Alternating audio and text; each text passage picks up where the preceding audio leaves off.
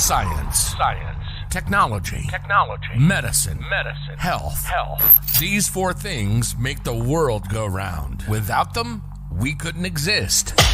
This is the Monday Science Podcast, a weekly show bringing you the latest research and news in science, technology, medicine, and health, answering your questions or finding experts in the field to answer them. Your host is a pharmacist, an award-winning scientist. She leads her own research group and is the founder of King's College London Fight the Fakes. A tad bit on the qualified side. Welcome to Monday Science. Here's your host, Dr. Bahijja Raimi-Abraham.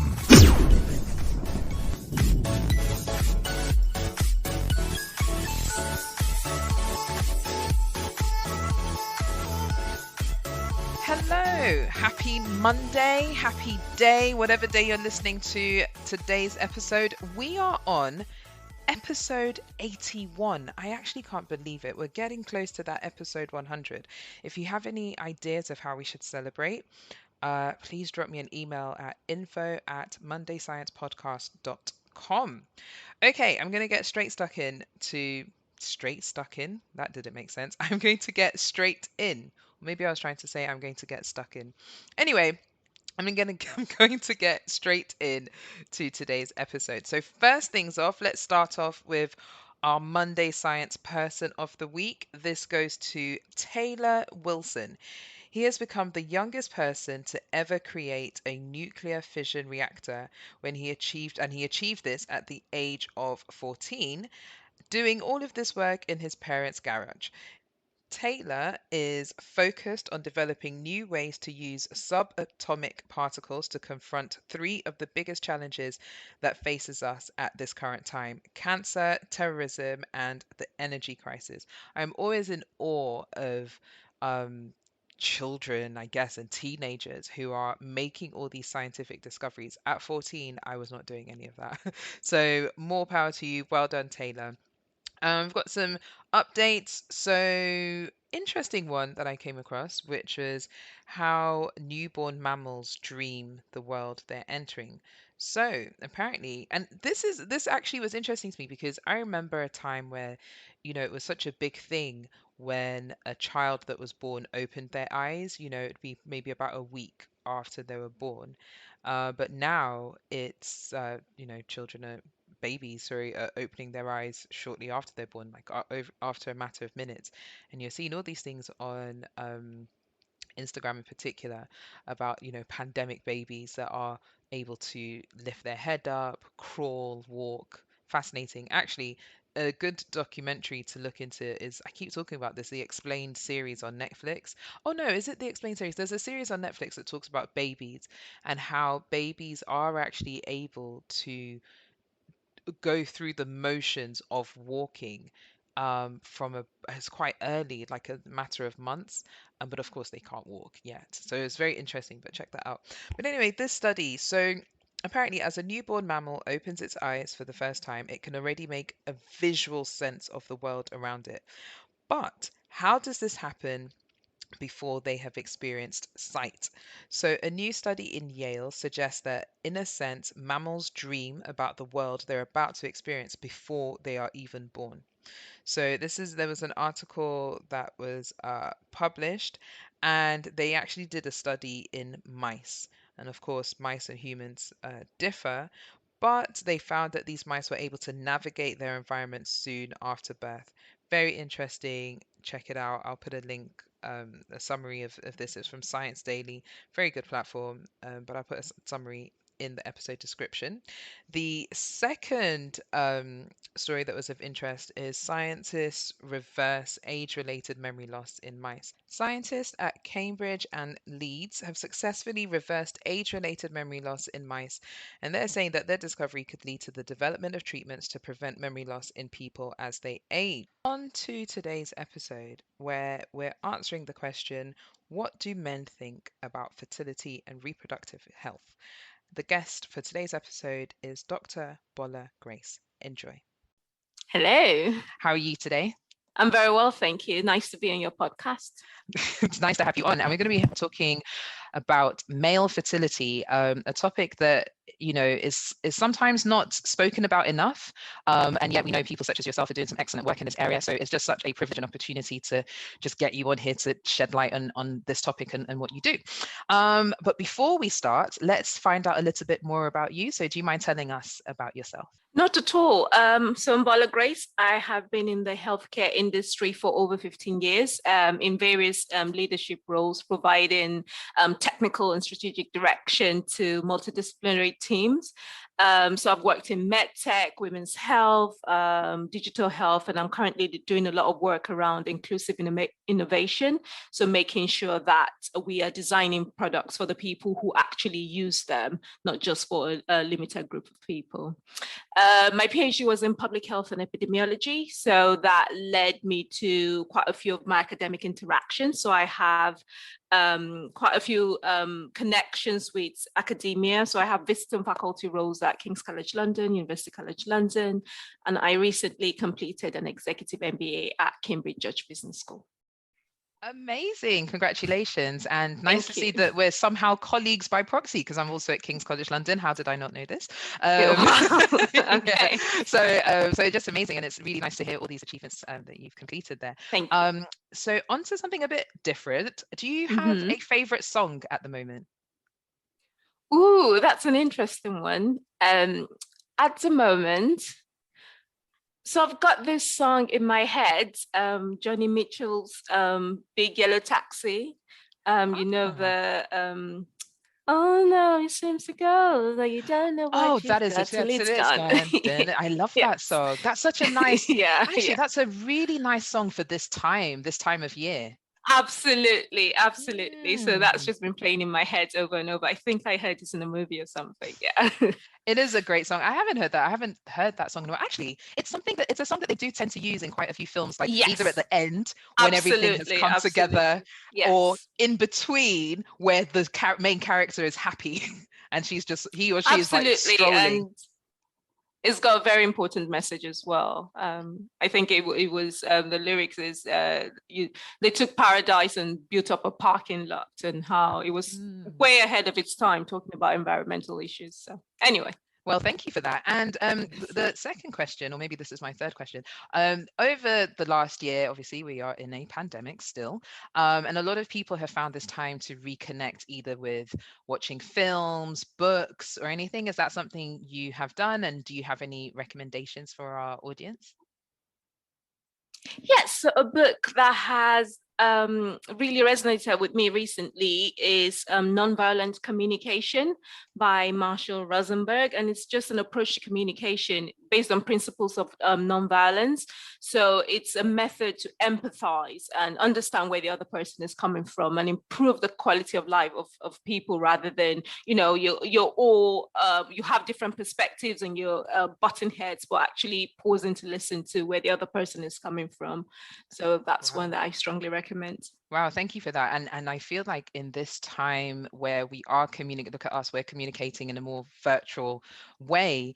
I do wonder how our styles, I keep saying to people, I look forward to, by His grace, in about 10 years time, when people have done studies on the impact of the pandemic and various different things, because I think communication in a virtual space and reading those non-verbal cues be very interesting. And also like now just thinking of this non-violent communication, I need to read that book, because there's been so much around like emotional intelligence and communication style. Absolutely. So does that incorporate some of that in the book? Absolutely. Another book that's linked to that I've been reading a lot is Difficult Conversations. So we know there's so much changing. I mean, the social environment currently, we're having so many debates. It always looks like somebody is always on the opposite end of the spectrum. And it's about, celebrating what we have in common, rather than violently reacting to our differences. Of course, in some instances, some things take a lot more action to get change, but there are ways that we can talk so that the other person can listen. Amazing. Thank you so much for those recommendations. And I'm sure that's going to be very valued by our listeners. So I'd want to go a little bit more into your research. And it was really interesting hearing how you started off your research journey in public health and the variety of things that you've covered, and more specifically, more recently, the business side of things with the Executive MBA. But do you mind just telling us a little bit about your research and perhaps a little bit about your journey in the research space and what you're doing now in your current interests? Yeah, so in terms of, I actually started my journey generally. I was more interested in finding the cure to HIV. That's how I ended up in science. And some way or the other, I ended up in diagnostics, but I always wanted to do more than just make products. I wanted to continue my academic connections, and that was what led me to industry. So I did my PhD on the job, and I've been very lucky to work with fantastic teams. So my team at University College London, we work on reproductive health, but because in industry I was doing some work on women's health, there was kind of synergy in what I was doing then, and then looking at the public health perspective of that. And that's how I ended up in men's health as well, because the two kind of go hand in hand. When you're looking at women's health issues, inevitably, when you're trying to look at policy implications, it would obviously affect men as well. And that's how I ended up in that world. And that's what led me to the research study on engaging men in fertility and reproductive health discussions.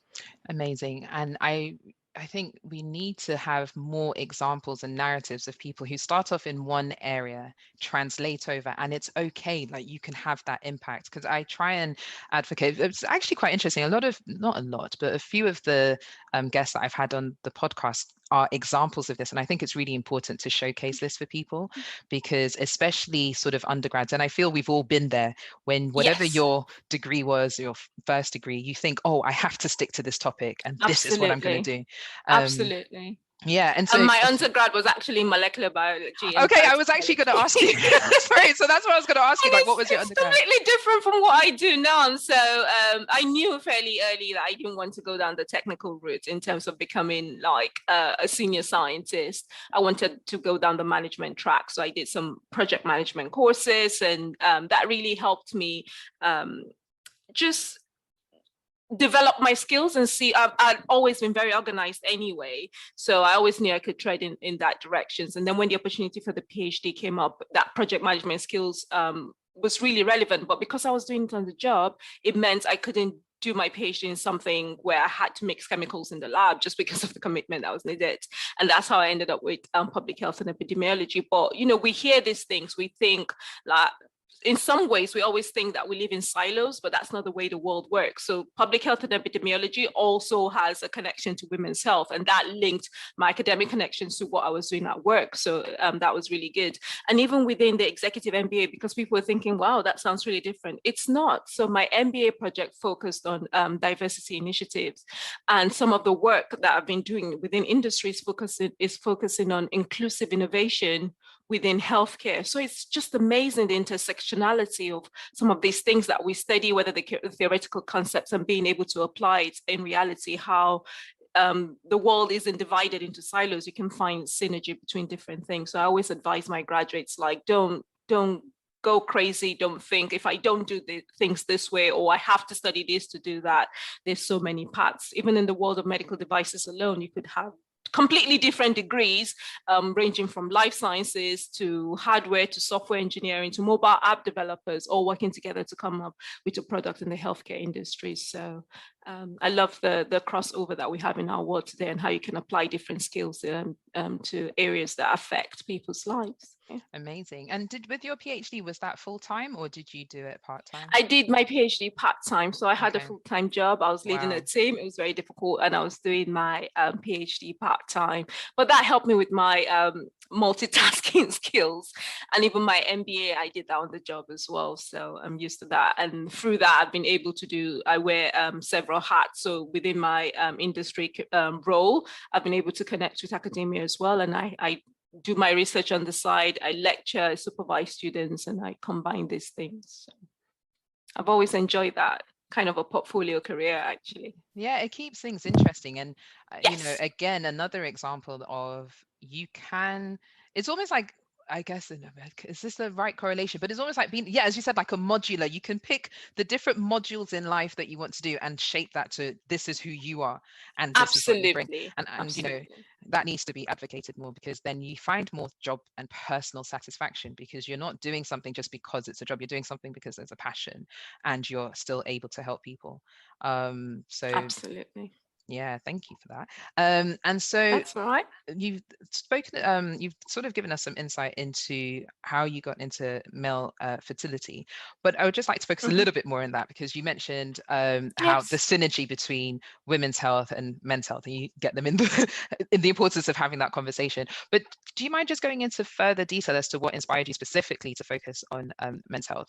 Because I feel, again, humble opinion, and please correct me if I'm wrong, because this could also just be my own perception, but I feel even just in the media, women's health gets so much more airplay, than men's health. And I remember my go-to in the pandemic was Netflix. I think for most people, they're not endorsing this episode. Please feel free to do if you are listening, Netflix. But anyway, they had some in their Explained series, they had a thing about fertility, and then there was a smaller section in there about male fertility, and this issue around, because men, well, to put it bluntly, there's an assumption that men always produce sperm, and when they actually evaluated the semen collection, and they found that some people had no sperm, and it was people only finding out when they were trying to have children.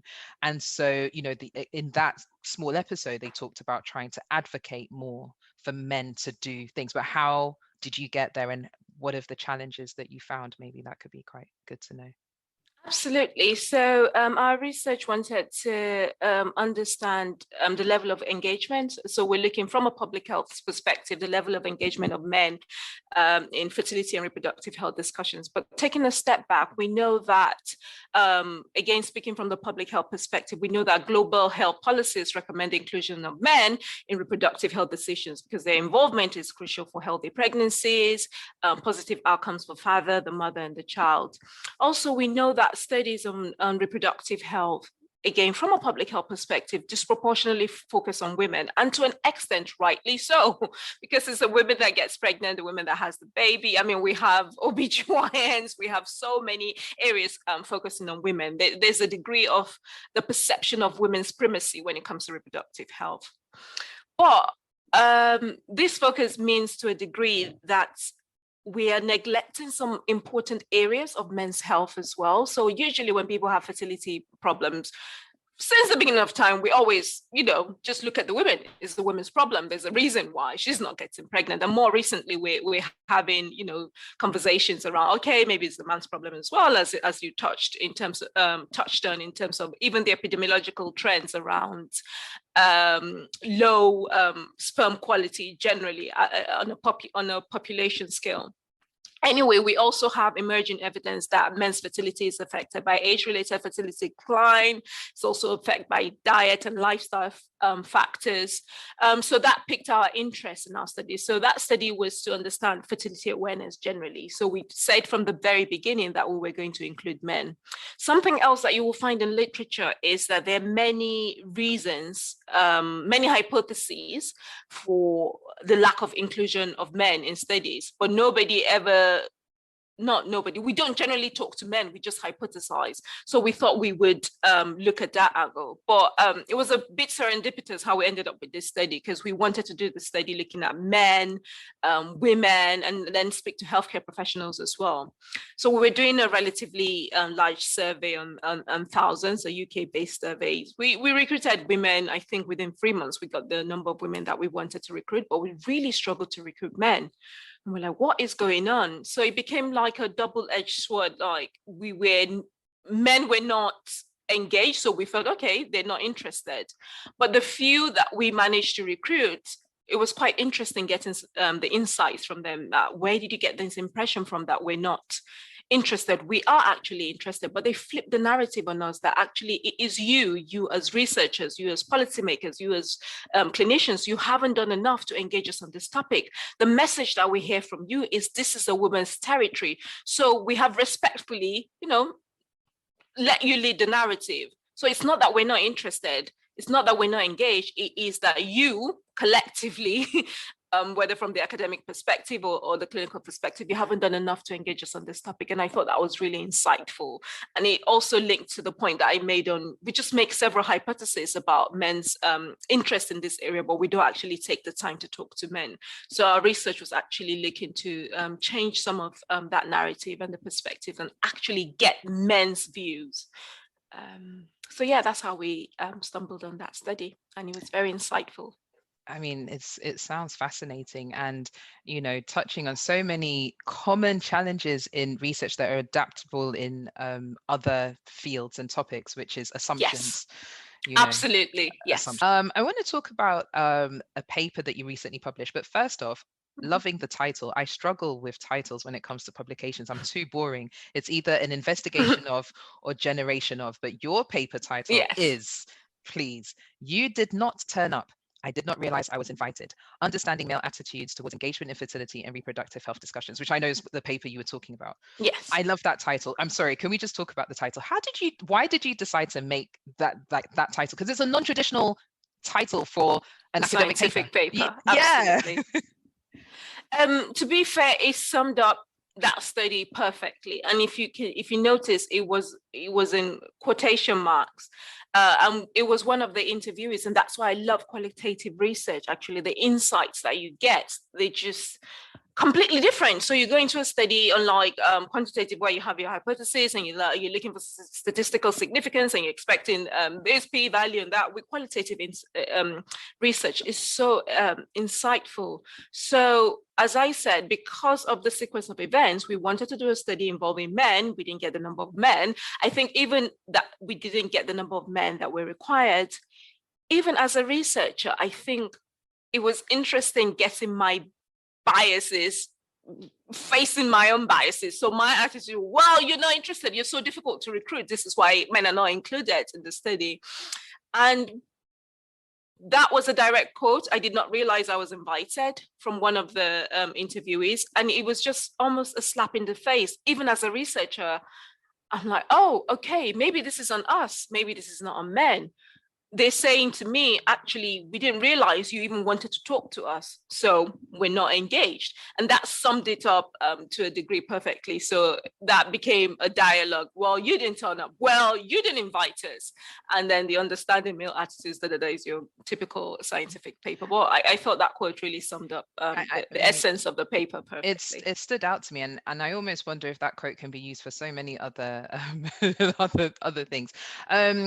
I just wanted to ask, before I talk about the next question, which is about engagement in fertility decision making, but how much of infertility problems are due to, I don't know if this is too much of a heavy question, but how much of the infertility problems are due to reproductive issues in men, and how much is due to reproductive issues in women? Or is it a 50-50 split, but then one just has more visibility than the other?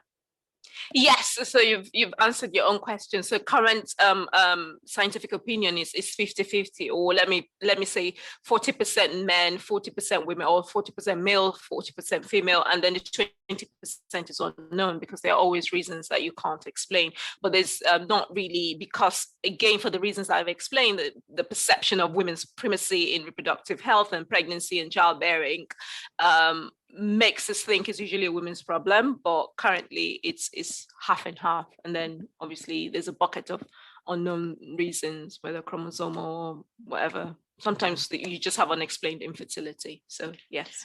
Very interesting. And so, okay, on to decision making. Do you mind just giving us some insight as to decision making, what's involved in that, whether just in a general sense, not necessarily related to fertility, but what is involved in clinical decision making? So absolutely, you framed that perfectly. Again, this our research is looking at the patient's quote unquote perspective, right? Not from the clinical clinician's perspective, because we're trying to do more for men in this area. So that decision making is looking at men's decision making across the reproductive life course, whether being school education, even from the way we teach reproductive health in schools. Many men don't know much about the menstrual cycle or the female anatomy. And as you've alluded to, most people don't really get engaged in this topic until later down in life. We know it's the same for women as well. Just because of the way we teach reproductive health in schools, people think, because rightly so, at that age, it's all about pregnancy prevention, right? But people think it happens magically. So you have people in their late 30s, 40s, thinking it happens easily just because of the narrative they heard their entire life. And you're like, actually getting pregnant is not that easy.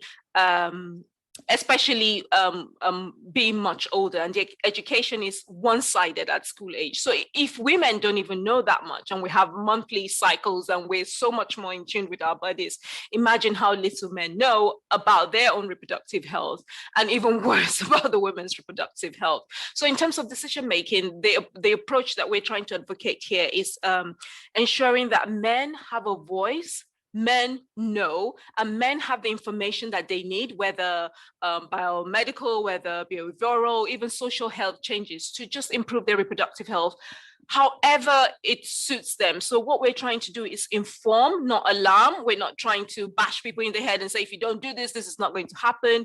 Just make sure that people are armed with the information that they need to make the decisions they want to make that is best for them. Even as much as we're talking about fertility and reproductive health here, it's not for everyone. Not everyone wants to have kids, and that's completely fine.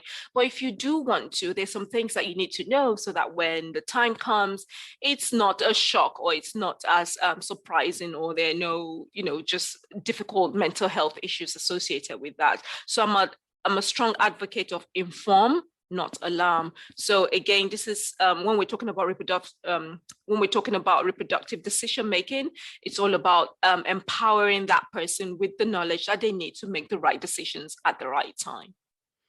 That's fantastic. And when you were talking about, because this seems to be a theme actually about the age in which we're teaching reproductive health and how it's being taught, because I had a few guests that were talking about from a women's health perspective and saying that you're taught it in school, and then, as you said, nothing.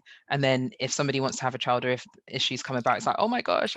And even also when you're talking about that men may not know much about, like the women's, menstrual cycle. I remember at school, primary school, many moons ago, and when we had it was the reproductive health, but the women, all the girls were watching the menstrual cycle one, and all the boys watched the other ones. That you weren't allowed to watch it. Yeah, you weren't allowed to watch it. I don't know if it's the same now. And then actually that was primary school. So, and I remember it was about age 10 or 11.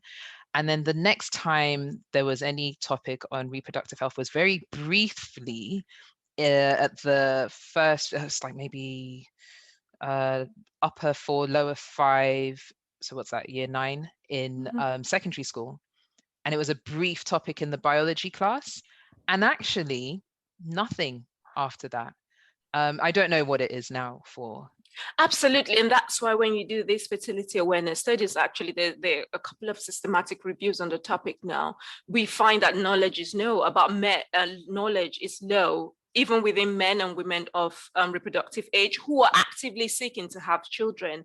And one of the reasons for this is just school education. Again, the perception that and again, there's a reason why the focus at that point is on pregnancy prevention. But I think in some cases, we've thrown the baby out with the bathwater on that one in terms of the public health perspective. And there are other areas that, education could be better. I was listening to a joke a long time ago by, I can't remember her name, a comedian that was saying, why don't people tell me about taxes? Why don't you tell me about estate agents? And why don't you tell me more about babies and things along those lines? So yeah, there's definitely a huge area of improvement when it comes to school education. And fundamentally, when we do these studies, so even in our studies, one of the underlying reasons that we find for poor education for men, and generally in this area, is just because of our school education and the way it's framed. So there are several initiatives out there to improve fertility awareness. Obviously, it has to be age-appropriate information. Nobody's looking to bombard primary school kids with information about how to get pregnant. That will be completely inappropriate. But there's several tools out there on how you can give age-appropriate information, even at primary school, just understanding your body, and then primary, secondary, and even at university level, just for whenever you're ready. And with your study, did you look only in the UK, or did you look outside of the UK? And are there any cultural differences in or societal differences in perspective? Yes, so in our study we focused exclusively in the UK, but we made it across the UK. So we looked at Wales, Scotland, England, Northern Ireland. But there are several studies, as I said, at this point. We've got several systematic reviews showing that fertility education is just poor globally. In the UK, we have special issues. I think some of my interviewees were saying something along the lines of, "Ooh, we don't really talk about fertility. Maybe it's a British thing." So we have our own issues, whereas in some countries, so for instance, in Australia, I'm not saying maybe necessarily from the patient's perspective that is perfect, but they've got fantastic initiatives, and the way they approach education is slightly different from us. So they've got great initiatives when it comes to fertility awareness. I was wondering actually about the British way and the stiff upper lip about talking about certain topics. And another question I wanted to ask actually is there any, and please, just let me know if this is a little bit far-fetched, but is there anything around the gender of the healthcare professional, whoever the person talks to? Like, was there any insight into men being more comfortable talking to other men about their fertility concerns, or questions? Or absolutely. So that was one of the key findings from our research study.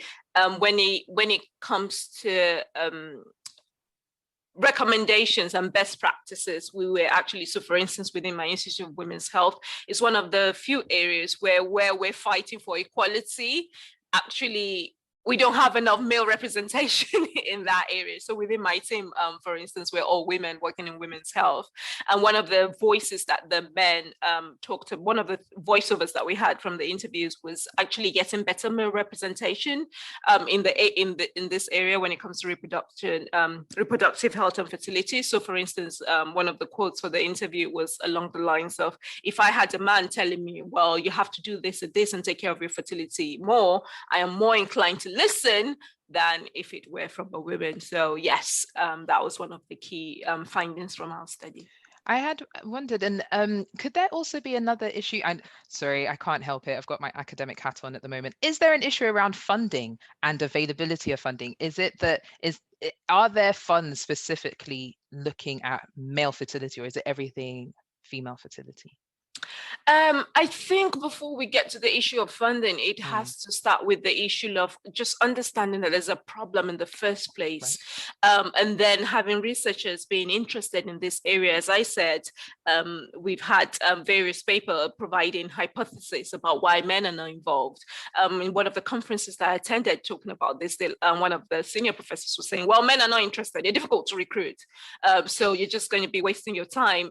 And I understand where they're coming from. Remember, most of these projects are time bound. If you get a grant, it's for a specific research study for a specific period of time.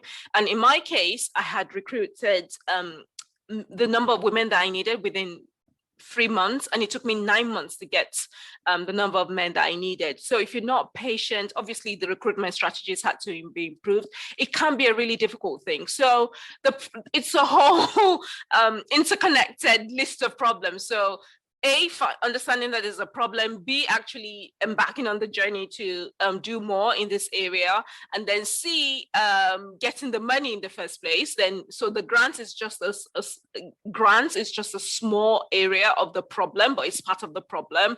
And then actually recruiting men and hearing men's voices. So usually what you would find is, if you wanted to recruit men on this study, you would have to go to maybe fertility clinics, like men that are having issues. And usually these men, to a degree, they're already educated. What you want to do is a study on laymen and women to understand actually the scope of the problem, and that's where you get some difficulties. So yes, there's several problems, but I tell you, doing this study was so rewarding. It was painful with the recruitment, but just the insights that we got from our study and when we were presenting our findings at conferences and even writing this paper, it was just well worth it, because I didn't start with this research question.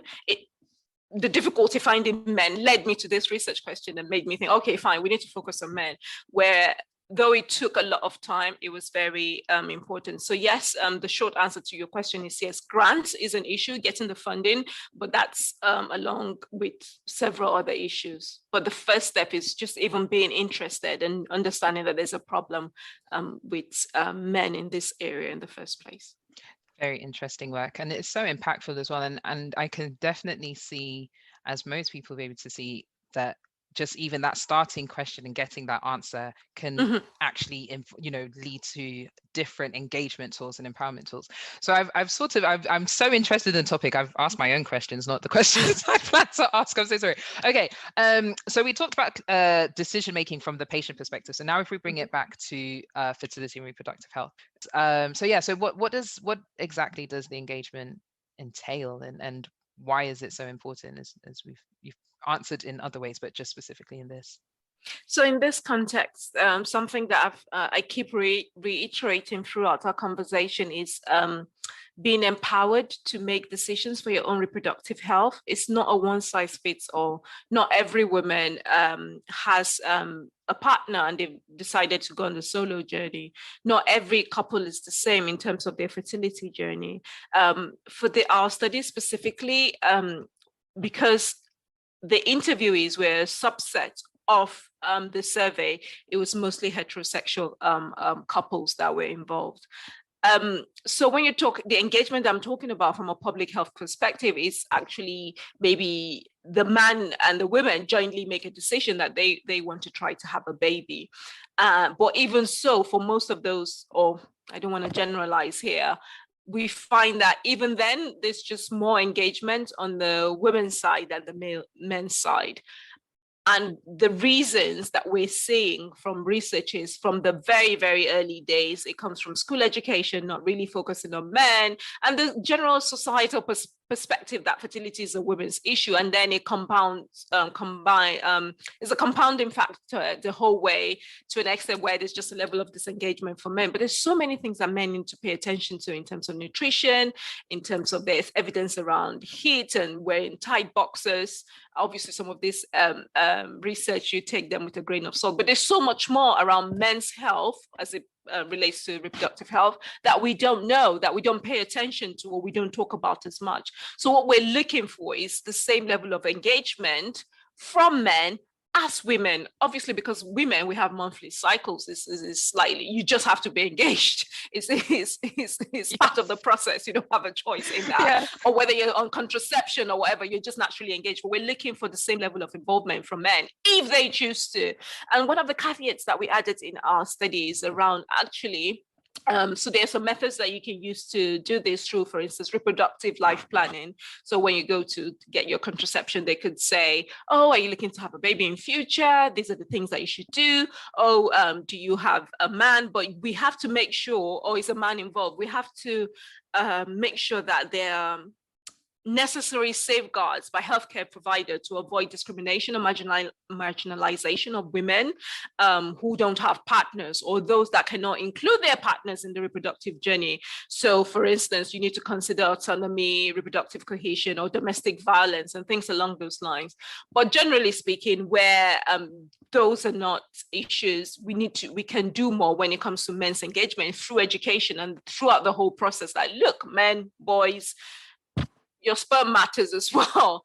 The age, there's emerging evidence around age-related fertility decline for men, even though it's not as clear-cut as women's. There's so much around that. There's so much around nutrition. There's so much around exercise. There's so much around mental health, even for men going through the IVF process. So for instance, if they realize they have low sperm count and things along those lines. So these are the areas that we're focusing on when we talk about men's engagement. Amazing. And since your study, what has happened next? What have you been up to in this area? So So in I'm this like, what have area, you been up to? I'm sorry, that sounded like an interview. What have you been up to? Yeah, it's so interesting. What have you been up to? so what we've been doing is incorporating our research findings into public health campaigns around improving fertility awareness. So we have campaigns locally within our institute. We have campaigns within the fertility education initiatives. We present our research at conferences. We have the International Fertility Initiative as well, that we make sure that we provide information on what we found, and making sure that we advocate for men and make sure that they're not neglected in this area. Also a board of several journals in this area, and in some other areas, I'm on the scientific advisory board of fertility society, so I'm able to provide our input from our research, and to any researcher's pride, we've been referenced several times in other studies. So yeah, there are more and more studies in this area. Amazing, thank you for that. So it was quite interesting because it almost was in the air in preparation for you coming on, and the next question I'm going to ask about technology. So I was on Twitter. Okay. I don't really like Twitter anymore, but I was on Twitter anyway, and I came across somebody's profile. Like somebody just had, I don't even know who it was. They just commented and they said something like, "Oh, I'm looking for sperm donors," and I thought, in my own sort of way, I thought they were actually maybe on a dating app and just making like a light joke. Yeah. Mm-hmm. And then when I clicked on it, I saw that, oh, there was actually a sperm donor app. And I went down this rabbit hole of a world of sperm donors, egg donation apps, and technology. So yeah, which leads on to the next question of how could, twofold, what digital solutions are available to support men's fertility, and how are they help? Are they effective? Because we know for sort of women's fertility, or even just women in general, menstrual cycle, there's so many apps that are available. There's one that keeps floating around in the sponsored ad section on Instagram at the moment with a thermometer attached and all this stuff. There's just so much. So is there the same opportunities or technologies and support available for men to support their fertility? So when it comes to medtech, digital health, obviously with women's health, when it comes to reproductive health, women's health is still leading. Even outside reproductive health, when you think about products, we know generally marketers will aim more for women because we tend to spend more, and we, I don't know, respond better to adverts. I don't want to say we're more gullible, so that I don't get shot. But we just we just like to spend more. So naturally, when it comes to products like I don't know, obviously there are many connected sperm tests out there these days. There's so much more for men than we have for women. But that said, they're coming up. So the digital health platform, we know there's a boom when it comes to digital health. We know there's so many startups out there now looking at these different things. We know that the barrier to entry is quite low. So what that means is pretty much every Tom, Dick, and Harry has something out there which claims that they can do this and that. When it comes to women's health and fertility trackers or some of those apps, we're getting more and more studies now looking at the clinical efficacy of those studies, and you'll find them really, really surprising. The reason why you're not getting maybe regulatory bodies clamping down on them is, what are you doing? You're telling them you're going to menstruate on this day. I mean, the side effect is quite low versus if you're giving life-changing advice, that's a separate issue. So we're not there yet with the same level of scrutiny on men's products versus women, but the starting point is we don't have as many products for men, but they are coming up and they're across different sectors. So for instance, you've talked about platforms for sperm donors. I know of a few connected devices where men can actually test their sperm quality at home. So things are changing. And I love the fact that we're looking at that, because it's also helping to remove the emphasis on the women's problem, because there's so many products. This could be wrong with you. That could be wrong with you. Looking at the women, actually, I'm a strong advocate of products looking at men as well and the issues that could affect men's fertility, but not at the expense of the patients. These products need to be based on robust scientific evidence. You shouldn't be ripping off the consumers. And currently, from what I've seen, there's a low barrier to entry, so there are products out there. But generally, the trend that you would have noticed as well in digital health is just knowing more about our body, not necessarily diagnosing. We just like to know more. We're tracking so much more. Like a complete cycle. I've got an Apple Watch and a Fitbit. That's just the world we live in these days. I know people, sorry to cut you, I know people who do that. I can't remember where I was, and I was like, oh, you've got two. They're like, yeah, I just like to keep informed. Absolutely, we like to know our bodies more. There's so much more that's going on, and there's some of these connected devices, you're seeing the data. I mean, the amazing thing is you can see your data on screen, and you can, and these smart watches or these trackers, to say, they're becoming more and more evolved. We know so much more about our bodies, and even if it's not for a specific intervention or for a specific disease, we just like to know more about our bodies. So again, I have no issues to that as long as it's not at the expense of the patients. So I think my projection is we will see more and more in these areas. There will continue to be a digital health boom as it affects men's reproductive health generally, not just about men that are trying to conceive, even mental health, which is an important area. We're going to see more and more products for men because that's another area that men have been neglected. In fact, when we're doing our study and we're saying to healthcare professionals, what do you think is going on? They reiterated some of the cultural and societal stereotypes. One of the key things that they said is, well, if it makes you feel better, it's not unique to reproductive health. When it comes to mental health, we don't get to hear as much from men as we do from women. But as you can see, a lot is changing in that area, and I see more changes to come. So yes, there'll be more and more products. There'll be several platforms. There'll be several solutions. We just have to keep our eyes open on some of these products because they may not do what they say on the tin.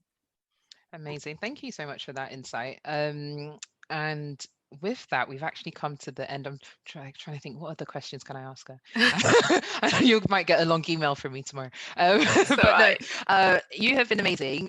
The last question I just would like to ask you is if you have any, or what are your concluding comments from everything we've spoken about? Yes, so the key take-home message for me is we need to do more when it comes to men's reproductive health. We need to do more to make men aware of their reproductive health and implications, whether in the present or in the future.